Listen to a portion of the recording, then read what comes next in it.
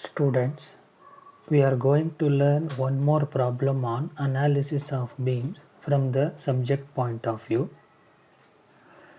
In this particular problem, as you are seeing the problematic sketch, a beam consisting of two elements having each of length 5 meter and each of the elements is acted upon by a type of load called as UDL or uniformly distributed load of magnitude 12 kilonewton per meter on element 1, 24 kilonewton per meter on element 2.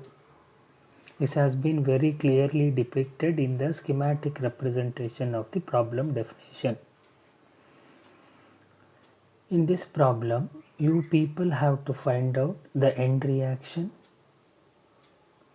displacement and deflection at the mid-span of the load applied on each of the element.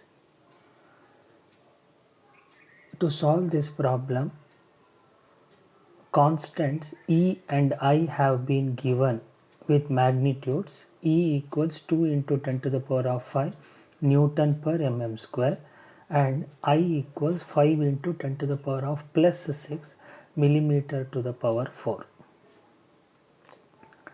Before solving the problem, this important point should be very much clear in all students' mind. That is, value of loading is in the unit meter, that is 12 kilonewton per meter and 24 kilonewton per meter. Value of LE, length of the element, is also in meter, 5 meter, 5 meter. But the value of I and E are in millimeter.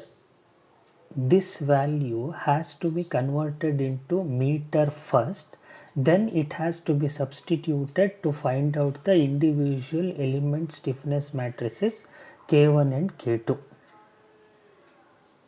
That is, E has to be substituted as 2 into 10 to the power of 11 Newton per meter square and I is equal to 5 into 10 to the power of plus 6 into 10 to the power of minus 12 meter to the power 4.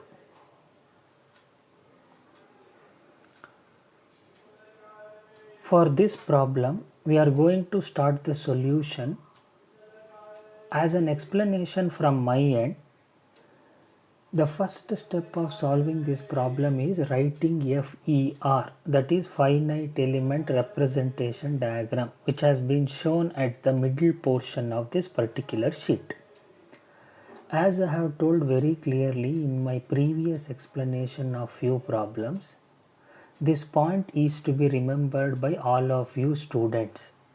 That is, corresponding to the number of L values, relevant number of elements and individual element stiffness matrices will came into existence. The meaning of my statement is, since in this problem there are 2 L values, so 2 L values, which means there will be 2 elements, which further implies that you have to calculate 2 individual element stiffness matrices K1 and K2. Existence of the element is decided upon by the total count of the L values present within the problem sketch.